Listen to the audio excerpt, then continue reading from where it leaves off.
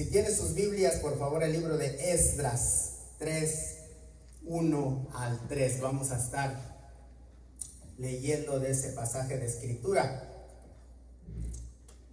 Un mensaje que yo le puse por nombre: construyendo el altar o ordenando tus prioridades. Todos tenemos que tener prioridades en esta vida. ¿Cuántos dicen amén?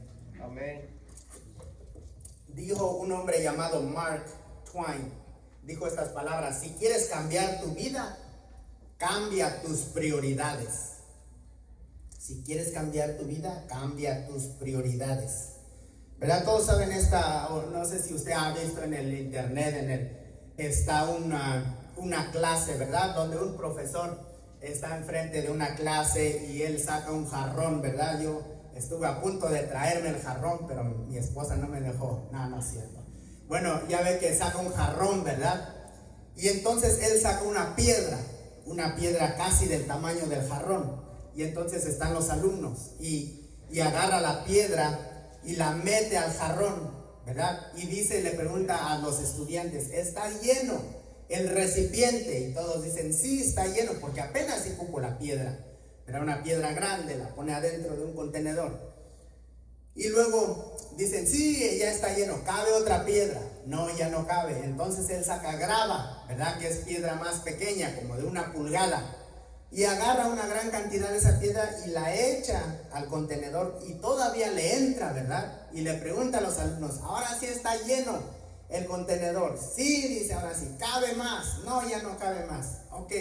Entonces él saca arena, ¿verdad? Bien finita, y la mete y la tira y todavía le entra mucha de esa arena a ese recipiente, ¿verdad? Y hasta que queda al tope. Y lo sacude y todavía entra más y ya queda al tope. Y otra vez le vuelve a preguntar a los alumnos: ahora sí está lleno el contenedor. Y ellos dicen: sí, le cabe más de la piedra grande, ya no, de la grava, ya no, de la arena, ya no. Entonces saca una botella de agua y se la vacía y todavía le entra esa botella de agua. Y le dice: ¿qué pasó? Dice: no, que ya estaba llena el agua. Y entonces dice: hay cosas que son prioridad, ¿verdad? Hay cosas que tienen que estar, el contenedor es como su vida de usted, ¿verdad? La piedra grande, ¿verdad? Es o representa a Dios. Dios debe de tener una gran cantidad, de ocupar un gran espacio en lo que es su vida. Y después viene, ¿verdad? Todo lo demás es importante, claro que sí, pero no es tan importante como Dios, ¿verdad? Después viene la familia, ¿verdad? Los amigos, el trabajo, ¿verdad? Todas las cosas que nosotros necesitamos también pueden entrar, están representadas por la grava. Y después, ¿verdad? La arena, la cosa finita, ¿verdad? Es algo que, ¿verdad? Un gusto, vacaciones, ¿verdad? Tener el Netflix o cosas, ¿verdad? Que a usted se le ocurra, ¿verdad? No, yo quiero unos zapatos rojos, o yo no sé, ¿verdad? Cuál sea un gusto que usted se quiera dar. También tiene valor y no es demoníaco, pero si usted llenara el contenedor primero de arena, ya no le cabría la piedra grande, ya no le cabría la grava, ¿verdad? Entonces, y el agua, pues ya es cosas menores. Entonces, debemos de entender que todos nosotros tenemos que poner prioridades en nuestra vida. O sea, ¿qué es lo más importante? ¿Qué es lo más importante? Entonces, en nuestra escritura vamos a aprender de estos hombres, ¿verdad? Estos hombres estaban en gran peligro. Y estos hombres, obviamente, fueron enviados para reconstruir la ciudad. Pero ellos, encontrándose en peligro, dijeron: ok, ¿qué es más importante? ¿Construir murallas? ¿Armarnos con armas? ¿Poner puertas y cerrojos? ¿O buscar la presencia de Dios? ¿Qué es lo que nos va a ayudar más? ¿Construir murallas sirve y mantiene al enemigo fuera? Sí, pero es mejor contar con la ayuda de Dios, ¿verdad? Y por eso se llama este sermón: construyendo el altar, ordenando tus prioridades. El libro de Esdras 3, 1 al 3 dice de esta manera: Cuando llegó el mes séptimo, estando los hijos de Israel ya establecidos en las ciudades, se juntó el pueblo como un solo hombre en Jerusalén.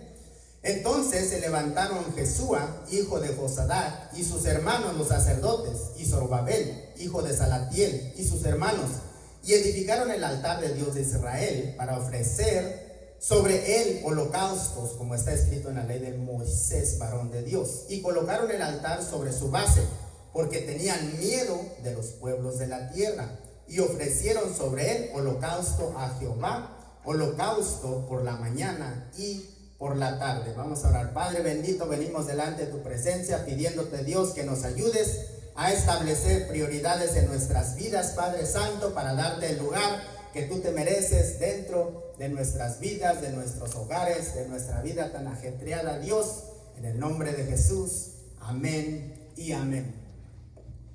Vamos a hablar primeramente acerca de los pueblos de la tierra.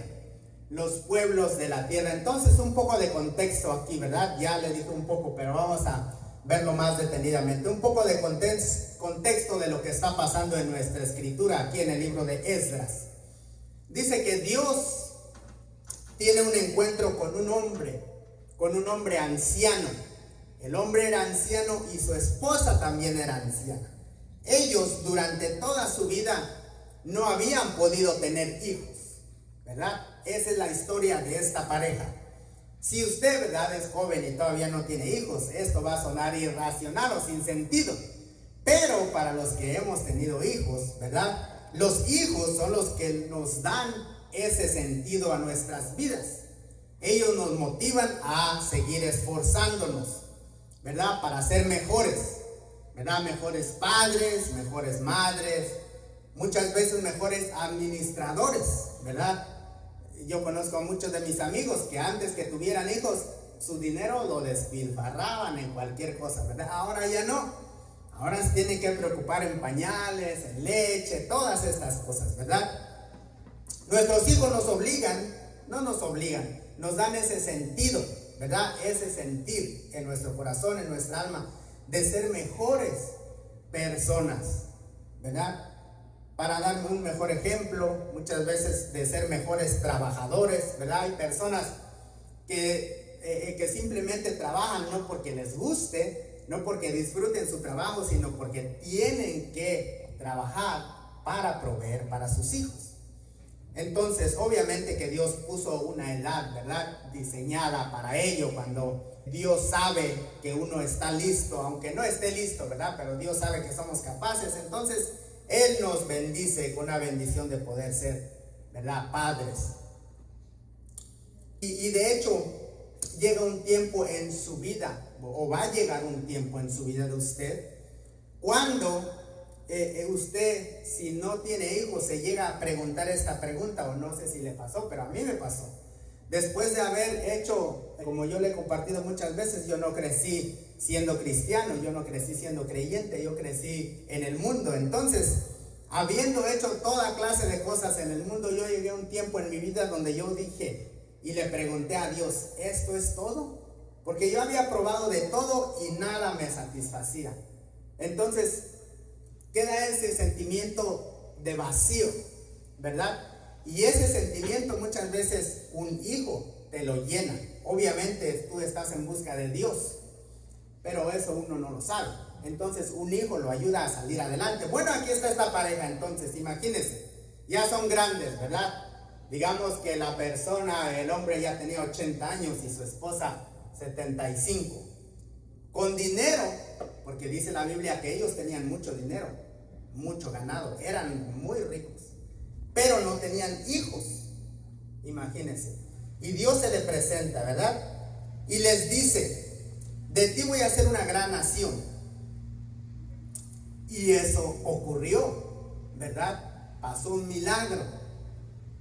Los descendientes de este hombre formaron una gran nación, que fue, ¿verdad?, bajo el liderazgo del rey David y el rey Salomón, que esta pequeña y joven nación, ¿verdad?, porque es muy pequeña, creo que hay estados de Estados Unidos que tienen más territorio que lo que es la nación de Israel. Estos reyes convirtieron a esta pequeña y joven nación en una potencia mundial.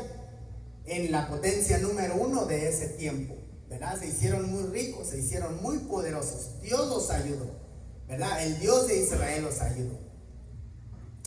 Entonces, esta nación, ¿verdad? Después de la muerte de su padre, que fue Abraham, y de los que le siguieron, cuando ya estaba, ¿verdad? Pasaron unos cientos de años, ya eran poderosos, ya tenían territorio, tenían riquezas, tenían respeto. Las demás naciones ya no se metían con ellos, porque ya sabían que eran unos guerreros y que Dios peleaba por ellos. Entonces, cuando ya tenían su vida prácticamente, ¿cómo se puede decir?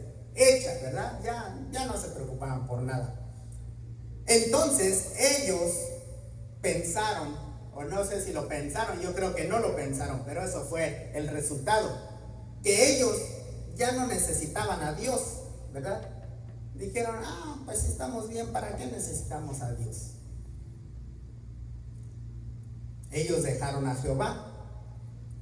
Ya no estaban en peligro de muerte, ya no venían las naciones a quererlos aniquilar, ya tenían mucho dinero, ya tenían comida, ¿verdad? Sus campos producían. ¿Para qué necesitamos a Dios? Entonces ellos empezaron, la nación de Israel, empezaron a adorar a los dioses de sus vecinos, ¿verdad? Porque usted sabe que Dios es un Dios de orden, ¿verdad? Entonces usted veía que los vecinos adoraban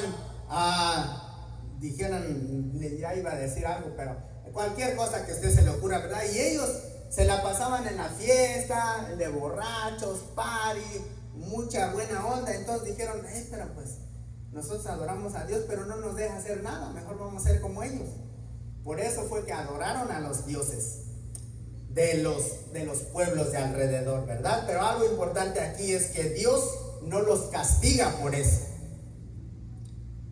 Dios es todo un caballero.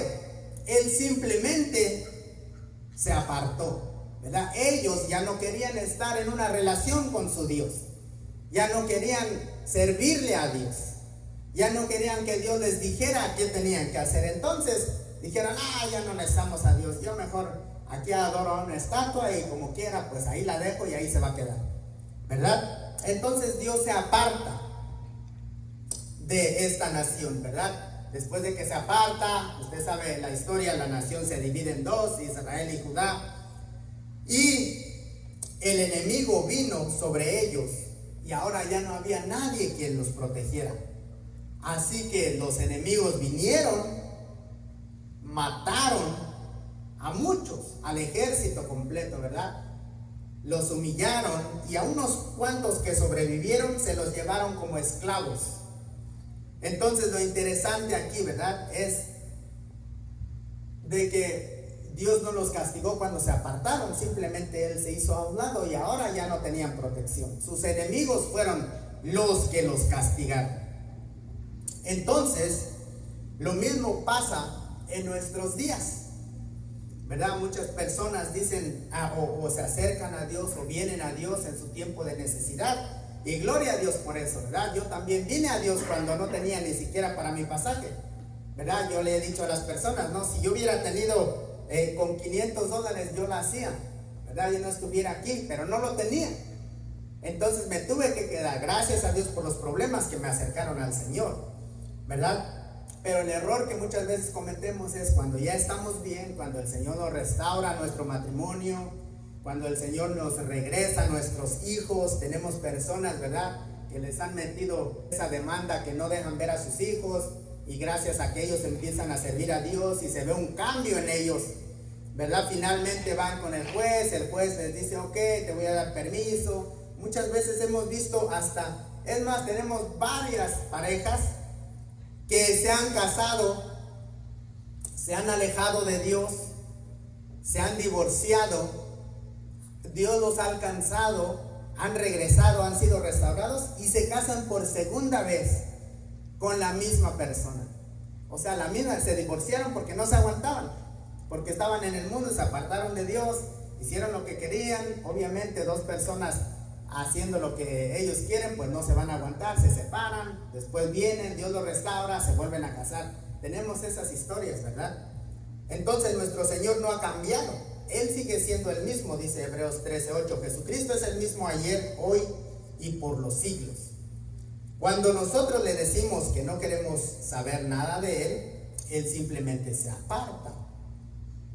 Y nosotros tenemos que entender que las 24 horas del día, ¿verdad? Los 7 días de la semana, los 365 días del año, donde quiera que usted esté, va a estar usted y los que estén con usted, ¿verdad? El mundo material, lo que usted puede ver. Pero también va a estar el mundo espiritual, ¿verdad? Va a estar Dios.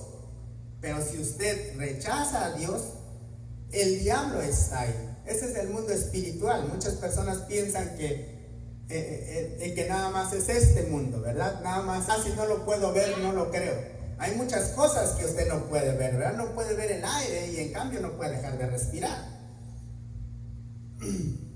Entonces eso es en lo que fallan muchas personas en comprender, ¿verdad? Llegan a la conclusión que están cansados de servir a Dios, cansados de escuchar siempre lo mismo, ¿verdad?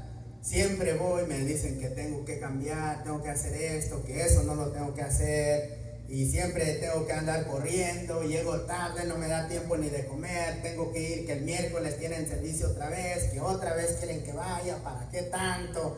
¿Verdad? ¿Y qué pasa? No es simplemente, uno piensa, porque eso es lo que piensa uno, a mí me ha pasado, ¿verdad? Uno piensa, no, ya, déjenme en paz, ¿verdad? Me voy a apartar. Pero no es eso simplemente lo que pasa, sino que uno remueve la protección de Dios sobre nuestras vidas. Y ahora nada más está usted, su mundo material, y el mundo espiritual ya no está Dios porque usted lo rechazó, ya nada más es el enemigo. Entonces el reino de Israel fue destruido cuando se apartó de Dios por los asirios en el año 722 a.C., quienes dispersaron a sus habitantes en el exilio. Posteriormente el reino de Judá fue destruido por el reino babilónico en 1586 a.C. bajo la ley de Nabucodonosor II, ¿verdad? Y como resultado se llevaron a los pocos al cautiverio, ahora son esclavos, ¿verdad?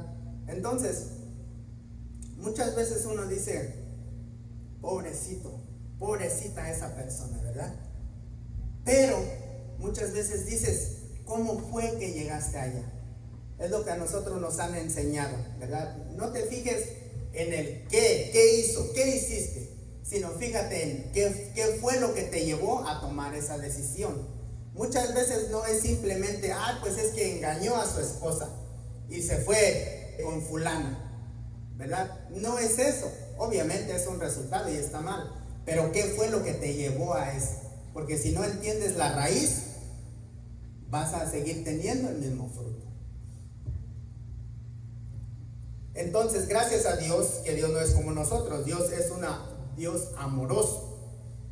Aún que nosotros le fallamos una y otra vez, Él no falla y Él nos sigue amando. 70 años después de la conquista de Judá, de que se los llevaron al cautiverio, 70 años después, Dios despierta en Ciro, que es el rey de esta nación invasora, que es el rey de esta nación conquistadora. Él no es judío, él no es especial, él es un mundano como lo era yo antes, ¿verdad? Pero Dios le da un despertar espiritual a este rey, ¿verdad? Por eso tenemos que orar por nuestros líderes, a ver si Dios les da un despertar.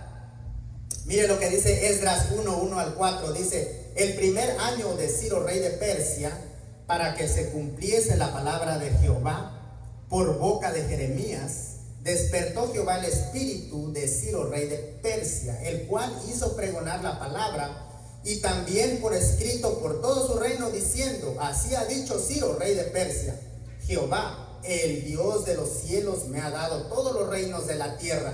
Imagínense, este rey que no es cristiano reconoce que Dios le ha dado todo el poder. Este hombre es un rey, ¿verdad?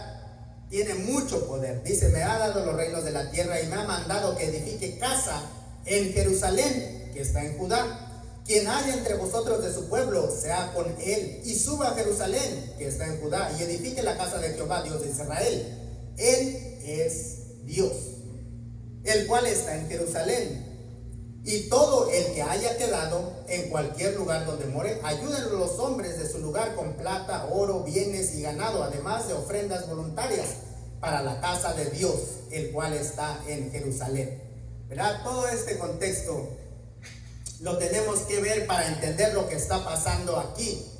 En nuestra escritura están pasando los planes de Dios, ¿verdad? Y los planes de Dios, lo queramos o no, siempre están entrelazados con los pueblos, las ciudades, las personas que están que se entrelazan con el pueblo de Dios, ¿verdad? Donde están las personas que están sirviendo a Dios. Por ejemplo, ¿verdad? Dios lo salva, Dios lo toca, Dios lo quiere llevar con él al cielo, ¿verdad? Es el propósito de Dios con usted, y usted quiere ir al cielo, pero Dios no quiere nada más agarrarlo a usted, ¿verdad? Sino trabaja en formas. Dios no viene y le habla, manda a una persona del trabajo, manda a un cliente, manda a alguien. Muchas veces llega alguien y te dice, híjole, no sé ni qué hacer con mi vida. Y tú tienes aquí la palabra, necesitas a Dios, pero te quedas, y tú no sabes qué es desear a Dios hacer con mi vida, y tú te quedas, no te conozco. Pero de veras no sabes, como que Dios te lo manda, ¿verdad? Entonces, así trabaja Dios. Dios está trabajando con la nación de Israel, pero involucra a las naciones alrededor, o a las personas de alrededor, ¿verdad? Entonces, no pensemos nosotros, ¿verdad?, que sufrimos, que estamos pasando esto, que lo otro, que yo no tengo trabajo por esto, que gano poquito por el presidente, el gobernador, ¿verdad? Porque un dictador está en mi país, ahora estoy sufriendo aquí, ¿verdad? Porque en este caso es el gran rey de Persia el que está a cargo, y aún así Dios se mueve en medio de este rey. Quiero hablar segundamente acerca de cuando llegó el séptimo mes. Es gracias a este rey entonces que el remanente del pueblo de Dios puede regresar a su patria, ¿verdad? Por el mandato de este rey. Él les dice, vayan de donde fueron traídos. Haga de cuenta que usted le dijera al presidente, vaya a su pueblo de donde nació. Yo te voy a dar esta carta, ve, y cuando llegues allá te van a dar dinero, te van a ayudar. Imagínense, los manda a reedificar Jerusalén, la ciudad de donde ellos salieron, y edificar la casa del Dios de Israel. Y dice este rey, Él es Dios, el cual está en Jerusalén. Entonces el remanente, los pocos que habían quedado, ¿verdad?, escuchan esa orden, empiezan a hacer preparativos para regresar a su pueblo, de donde ellos salieron, a su ciudad, a su nación, ¿verdad? A lo mejor se tardaron un mes, qué sé yo, ¿verdad? Porque es como que llegar a uno, te tienes que ir, pues obviamente tienes que agarrar cosas, que vender cosas, cobrarle a algunos. No, déjelo así, de mano de Dios, ¿verdad? Entonces, los estudiantes de la Biblia dicen que lo que les llevó el tiempo en trasladarse de donde ellos estaban a donde iban a ir a construir, les duró como un mes. Entonces imagínense, ¿verdad? Les tomó un mes en los preparativos y un mes de camino, ¿verdad? Porque no era así como, voy a agarrar un Uber. Estaba lejos, ¿verdad? Era caminando. Ellos llevaban oro, llevaban dinero, pero había ladrones en el camino también. Entonces llevaban 2 meses. Y 5 meses más se tomó más o menos en lo que ellos decidieron, ¿verdad? Había unos escritos, ¿verdad? ¿Tú quién eres? No, pues que es fulano de tal. ¿De qué tribu? ¿De qué nación? ¿Quién era tu padre? No sé qué. Porque acuérdense, algunos de ellos regresaban a su tierra, pero muchos de ellos no habían estado en su nación. Simplemente eran judíos, pero habían nacido siendo cautivos. No sabían dónde vivían, no sabían cuál era el terreno de sus padres, la casa de sus padres, ¿verdad? Entonces 5 meses tardan en recopilar todo. Tú eres de la familia de fulano de tal, ustedes tenían parte en ese lugar de la ciudad, desde ahí para allá puedes construir, ¿verdad? Donde tus antepasados vivieron, muchos de ellos murieron, imagínense, ¿verdad? Lo que pasó ahí, pues los sentimientos, ¿verdad? Pero llegó el día donde todos tenían que empezar a trabajar, porque para eso habían llegado, no para, sí, conocer su país, su herencia, pero los habían enviado con la orden de reconstruir esta ciudad. Esdras 1:2, así ha dicho Ciro, rey de Persia: Jehová, el Dios de los cielos, me ha dado todos los reinos de la tierra y me ha mandado que le edifique casa en Jerusalén, que está en Judá. Entonces, en la bondad de Dios siempre va a haber un mes séptimo. En nuestra escritura, ese es el tiempo para empezar a construir. En nuestra escritura, ¿verdad? Esdras 3:1, cuando llegó el mes séptimo y estando los hijos de Israel ya establecidos en las ciudades, se juntó el pueblo como un solo hombre en Jerusalén. Ya había pasado lo que estamos diciendo, ¿verdad? Regresaron. Ellos estaban dispuestos a trabajar para reconstruir la ciudad, su ciudad, y reconstruir el templo de Dios, ¿verdad? Su Dios. Pero hay un pequeño problema. ¿Cuántos saben que cuando usted viene y empieza a servir a Dios, siempre va a haber estas famosas casualidades, ¿verdad? Cuando usted está serio, obviamente, cuando usted hace esa decisión, voy a dejar mi pecado, voy a servir a Dios, Dios perdóname, le voy a echar ganas. Siempre va a haber cositas que pasen, ¿verdad? Nosotros conocemos a jóvenes que llegaron a la iglesia, se salvaron, ¿verdad? Cuando andaban ahí en el mundo ni se bañaban, no eran solteros, ¿verdad? 20, 25, no tenían carro, nadie los pelaba, ¿verdad? Vienen a la iglesia, pasan al altar, se comprometen con Dios, Dios los toca, los cambia, dejan de fumar, ¿verdad? Consiguen un trabajo, algunos hasta se ponen a estudiar, ahora son diferentes personas. Ahora resulta, no, ¿qué crees? Que la muchacha que siempre le gustaste, les hablan a ellos, ¿verdad? Porque siempre hay esas casualidades, ¿verdad? Hay muchachas que llegan a la iglesia igual destrozadas por el pecado, nadie daba un peso por ellas. Cuando Dios la restaura, no, ¿qué crees? Que ahora sí, el que era mi crush en la primaria, ahora me está buscando. Pero eso no está bien, acuérdate cómo estabas, es del infierno, me voy, ¿verdad? Son circunstancias, yo no pienso, pero lo mismo pasa en nuestra escritura. Esdras 4:1 y 2 dice: cuando los enemigos del pueblo de Judá y de Benjamín se enteraron de que los repatriados estaban reconstruyendo el templo del Señor, Dios de Israel, se presentaron ante Zorobabel y ante los jefes de familias y le dijeron: permítenos participar en la reconstrucción, pues nosotros, al igual que ustedes, hemos buscado a su Dios y le hemos ofrecido holocausto desde el día en que Esarhadón, rey de Asiria, nos trajo acá. Entonces hay un pueblo, bueno, hay gente que está viviendo en esta ciudad donde ellos regresaron, ¿verdad? Y ellos no están muy contentos de que los antiguos pobladores llegaran aquí, obviamente. Ellos son los enemigos, dice la Biblia, ¿verdad? Dice los enemigos del pueblo de Judá y de Benjamín.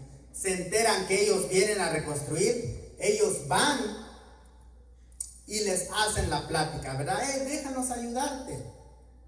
Nosotros servimos al Dios también que tú sirves. ¿Qué tiene de malo? Eso suena bien, ¿verdad? Si alguien te va a ayudar a trabajar, gloria a Dios. Estas personas parece que tienen buenas intenciones, pero así es como el enemigo trabaja. Él nunca se te presenta y te dice: ¿sabes qué? Deja a Dios, vente conmigo, yo voy a destruir tu vida, ¿verdad? No te dice: yo voy a destruir a tu familia, voy a destruir a tus hijos, vas a terminar viviendo abajo de un puente. Eso no te dice el diablo, porque tú dijeras, no quiero ir contigo. Siempre se te presenta ¿con qué? Con mentiras, ¿verdad? Tratando de engañar. Permítenos participar en la reconstrucción, le dicen. Pues nosotros, al igual que ustedes, hemos buscado a su Dios. Por eso es lo importante de que usted conozca su Biblia, ¿verdad? De que la lea, de que ore usted, ore por su iglesia. Es importante que ore por su pastor, pero lo más importante es que crea en Dios por usted mismo y por su necesidad, ¿verdad? Porque si usted estudia la Biblia y alguien viene y le dice, hey, ¿sabes qué? Déjame ayudarte, no pasa nada, yo sirvo a Dios también. Y tú vas a ver y vas a decir, no, a otro perro con ese hueso, como dicen, ¿verdad? Porque Dios te va a dar ese entendimiento. Pero ¿qué hay si no sabes las promesas de Dios? Dice, suena bien. Esto no se oye nada malo. Dice, déjanos ayudarte a reconstruir la ciudad. Nosotros creemos en Dios, igual que tú. Había un hombre en nuestra iglesia que tenía un tremendo potencial, ¿verdad? Es más, yo pienso que él tenía el llamado de Dios para predicar. Y este hombre estábamos orando, ¿verdad? Para que Dios le diera un mejor trabajo. El trabajo que él tenía eran los horarios no muy... Entraba a las 11 y salía así y no podía asistir a los servicios. Entonces estábamos orando, ayunamos, ¿verdad? Y Dios escuchó nuestra oración, ¿verdad? Entonces tienes que tener cuidado cuando le pides algo a Dios en oración, porque Dios escucha y cumple. Entonces, si tú le prometes algo a Dios, mejor que cumplas. Pero bueno, entonces Dios nos escuchó y Dios le dio un nuevo trabajo, ¿verdad? Su salario que tenía antes no le alcanzaba muy bien. Entonces encontró un trabajo mejor, con un mejor salario, ¿verdad? Entonces su horario ya era de lunes a viernes, como de 5 de la mañana a no sé, ya iba a poder venir a todo lo que hacíamos en la iglesia, ¿verdad? Dice, pastor, voy a venir, y dice, ahora sí los miércoles y los viernes y los sábados vamos a ir a evangelizar y esto y lo otro. No, gloria a Dios y así, ¿verdad? Pero después dice, ay, qué horario más feo, ese no me gusta. Y Dios le proveyó el trabajo, él cambió el horario del trabajo, ¿verdad? Y ahora le aumentaron el sueldo, ahora ya no viene más a la iglesia, ¿verdad? Está apartado de Dios, gana más dinero, sí, él piensa que ganó, porque ahora gana más dinero, pero no se da cuenta que el enemigo lo engañó. Le dijo, déjame ayudarte, yo también te quiero bendecir.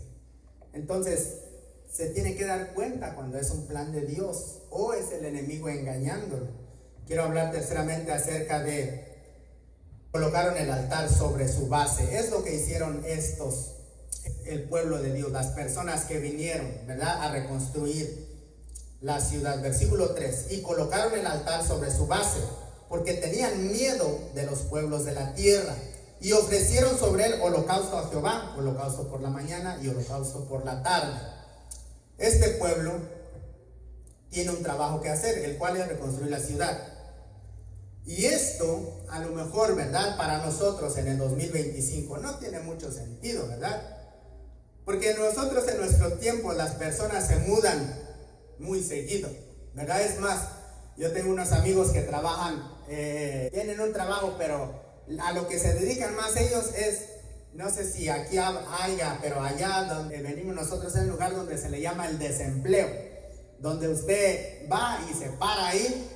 Y si alguien necesito ayuda para algo, maneja ahí, va al desempleo y ya dice, necesito uno que me ayude, y ya una persona se sube. Es como donde encuentran un ayudante por un día, ¿verdad? Esas personas no agarran trabajo, lo que es 28, 29, 30, 31 cuando tiene, ¿verdad? Porque saben que las personas van a ir y ya saben que cuando viene un yujo de esos que rentan de los camiones para mover, porque dicen, no, dice, la mudanza se gana más, dice, y te pagan mucho dinero, dice, y siempre, todos los meses, porque la gente siempre se mueve, cuando ya va a ser fin de mes, se tienen que mover, esa es una realidad, ¿verdad? Dice que un censo en los Estados Unidos, dice que una familia americana, cuando hablamos de una familia americana, yo pienso que habla de todos los que vivimos en Estados Unidos, ¿verdad? Dice que una familia en Estados Unidos se muda ya sea de su casa o de estado un promedio de 11 a 12 veces en la vida. Y los factores influyen en que las personas se muevan tanto se mueven por la edad. Las personas en los Estados Unidos se mueven por sistemas, oportunidades laborales, por cambios de personal, por la cultura. Hay una cultura de movilidad aquí en los Estados Unidos. Las personas van como viajeros en casi cada estado, ¿verdad? Porque yo pienso que se pone un poquito difícil y se van a otro estado, ¿verdad? Porque piensan que los problemas están aquí.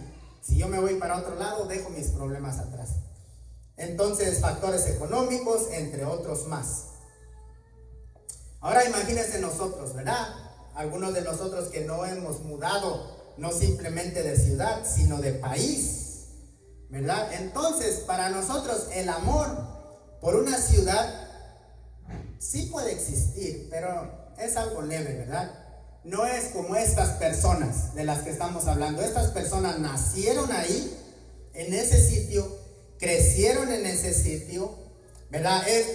Las familias en ese entonces, ¿verdad? Tenían muchos hijos porque se tenían que unir, tenían que estar juntos porque se protegían, ¿verdad? Era una familia grande, a lo mejor había problemas entre ellos, pero ningún otro pueblo se metía con los de ese pueblo, porque todos son familia, todos se ayudaban, ¿verdad? Este es el pueblo de Israel, acuérdense, todos son familiares, ¿verdad? Cuando iban a la guerra, es más, cuando ya estaban separados Israel y Judá, los reyes decían, el rey de Judá le dijo al rey de Israel, ¿irás conmigo a la guerra? Y le dice el rey de Israel, pues si mi gente es tu gente, dice, mi pueblo es como tu pueblo, somos hermanos, vamos. Lo mismo pasaba aquí. Entonces estas personas, ¿verdad? Tenían un nexo, eran puros primos, puros hermanos, tíos, vecinos, ¿verdad? Todos eran la comunidad, crecían, se hacían un pueblo, se hacían una nación. Entonces estas personas, imagínense, estas personas que están regresando vieron a sus familiares siendo muertos, siendo toda clase de cosas horrendas que pasan en la guerra, ¿verdad? Y los pocos que sobrevivieron se los llevaron de esclavos y ahora están regresando a su pueblo, de donde ellos son. Imagínate el gozo que sentían ellos, ¿verdad? Que de regresar a su tierra, a su pueblo, donde vieron a sus papás, a sus hermanos siendo muertos, siendo acribillados. 70 años regresan, ¿verdad? A reconstruir su tierra. Y las personas de alrededor no estaban contentas. No estaban contentas con que ellos querían reposicionarse otra vez, ¿verdad? Entonces vemos que ellos tuvieron miedo. Dice la escritura que ellos tuvieron miedo. No sé si usted ha sentido miedo en algún momento de su vida, ¿verdad? Pero el miedo es un revelador del carácter de la persona. ¿Ha visto usted videos de personas que salen, ¿verdad? Este tremendo hombrezote como de 6 pies, 6 pulgadas, ¿verdad? Barbón, así como hasta acá, y está sentado, está comiendo, y de repente le enseñan una araña o algo, le enseñan, y grita, pero grita ese grito que dices, ¿cómo puede ser? ¿Ya lo ha visto o no lo ha visto? Bueno, a lo mejor no lo ha visto, pero sí pasan, ¿verdad? El miedo revela quién eres tú. ¿Quién eres tú? Dices, no puedo creer, ¿verdad? El miedo es una emoción básica y primitiva que surge como respuesta de nuestro cerebro ante la percepción de peligro, ya sea realidad o imaginaria, y sirve como mecanismo de defensa para la supervivencia. Se manifiesta como una alarma psicológica que nos prepara para reaccionar rápidamente y protegernos nuestra integridad física y bienestar. Dice que entonces aumenta todos nuestros organismos, se responden más rápido, ¿verdad? Para poder emprender una lucha o una huida. Cuando usted tiene miedo, simplemente hay dos cosas que su cuerpo y la ciencia dice que tiene que pasar: o se prepara usted para huir o se prepara usted para luchar. Esas son las dos cosas que pasan cuando le da miedo. Cualquiera de estas dos cosas no les hubiera servido a este pueblo. Ellos tenían miedo. Ellos eran poquitos. Los pueblos de alrededor era un ejército inmenso, ¿verdad? Entonces ellos no podían huir. Estaban rodeados. Y no podían pelear con ellos, porque era una gran multitud. Entonces el miedo, tuvieron miedo, sí, no podían hacer nada. Pero la tercera cosa que no te dice la ciencia acerca de cuando sientes miedo es que cuando tú sientes miedo puedes hacer lo que hicieron aquí en nuestra escritura, y eso es venir a Dios. Ellos en medio de ese pánico, de ese terror, de ese temor, y ese terror era real, no estaban alucinando, ¿verdad? Ya habían sido llevados a la esclavitud, ya habían muchos muertos, ¿verdad? Versículos 2 y 3 de nuestra escritura. Entonces se levantaron Jesúa, hijo de Josadac, y sus hermanos los sacerdotes, y Zorobabel, hijo de Salatiel, y sus hermanos, y edificaron el altar de Dios de Israel, para ofrecer sobre él holocaustos, como está escrito en la ley de Moisés, varón de Dios. Y colocaron el altar sobre su base, porque tenían miedo de los pueblos de las tierras, y ofrecieron sobre él holocausto a Jehová, holocausto por la mañana y por la tarde. Entonces, ¿verdad? Estamos hablando de prioridades. ¿Qué es lo que va usted a hacer cuando los problemas vengan? ¿Verdad? Puede huir o puede prepararse para la batalla, pero también puede darle el lugar a Dios. Imagínense, estas personas están en medio de una ciudad. Esta ciudad fue quemada, sus murallas fueron derribadas. Dice que todas las piedras con las que hacían la muralla estaban ahí, no se podía ni caminar. Entonces ellos pudieron empezar a construir sus murallas, a poner puertas, ¿verdad? Para que no los atacaran, o pudieron emprender la huida. Pero ellos habían sido enviados para determinar un trabajo, y ellos decidieron que confiar en Dios primeramente. Entonces muchas veces nosotros en nuestra vida, en nuestro caminar con Dios, vamos a enfrentar dificultades, ¿verdad? Las personas dicen: ay, si soy cristiano, yo no sé ni por qué se me bajó el aire de la llanta. Es normal, pues si trabajas en la construcción hay un montón de clavos, ¿verdad? Todos los días vas a amanecer ponchado.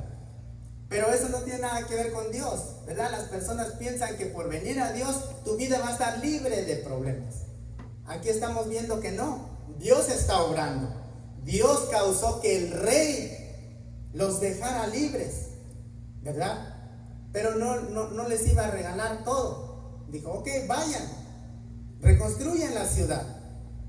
Y ellos: sí, creemos en Dios, pero está medio difícil esto. ¿Y qué vamos a hacer? No, pues imagínense, en vez de ponerse a construir primero, ¿verdad? Haz de cuenta que usted está en su casa. En vez de ir y poner metralletas, ¿verdad? Y comprarse un cuerno de chivo y poner perros y todo para que no entre el ladrón. Primero vinieron y construyeron un altar, dice. Primero construyeron un lugar donde ellos podían venir y encontrarse con Dios, ¿verdad? Ahí es donde las personas dicen: ay, pero Dios está donde quiera, en el río, en el parque. Sí, pero Dios no se manifiesta en todos lados, ¿verdad? Tú vas a escuchar de Dios si te acercas donde Dios dice que te acerques, ¿verdad? Donde Dios te va a hablar, ¿verdad? Donde la palabra de Dios, lo que cambia en nuestras vidas es la palabra de Dios, ¿verdad? La palabra de Dios es lo que cambia en nuestras vidas. Muchas veces uno, como persona que está muy ocupada en las cosas de la vida, muchas veces no abre muy seguido su Biblia. Casi escucha más la Biblia de cuando se predican los sermones, ¿verdad? Usted debería de abrir su Biblia también para que sepa que yo estoy leyendo de la misma Biblia, ¿verdad? Porque no sabe qué tal que no estoy leyendo la Biblia. Entonces es como Dios nos va a tocar, es como Dios nos va a ayudar. En medio de tus problemas, ¿cuáles son tus prioridades? ¿Qué es lo que vas a poner tú primero al contenedor? ¿Vas a poner primero el agua ya no te va a caber lo demás.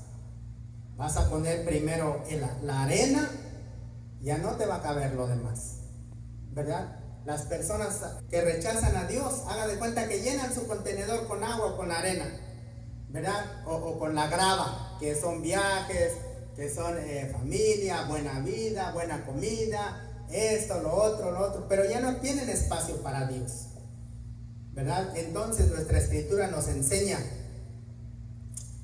que si quieres cambiar tu vida, tienes que cambiar tus prioridades. Esdras 6, 14 y 15. Y los ancianos de los judíos edificaban y prosperaban conforme a la profecía del profeta Ageo y de Zacarías, hijo de Ido. Edificaron pues y terminaron por orden de Dios de Israel y por mandato de Ciro y de Darío y de Artajerjes, rey de Persia. Esta causa fue terminada en el tercer día del mes de Adar, que era el 6º año del rey Darío. Entonces, ellos tuvieron que hacer una decisión. Tuvieron que tomar sus prioridades. Usted y yo también podemos decidir venir a Dios en medio de nuestra necesidad, en medio de nuestro dolor, en medio de nuestra dificultad. Pero lo más importante es no alejarse de Dios cuando Dios le responde, ¿verdad? Continuar con Dios, ¿verdad? El que persevere hasta el final, ese será salvo, ¿verdad? No nos sirve de nada si Dios, dice la Biblia, si ganaras todo el mundo, imagínate.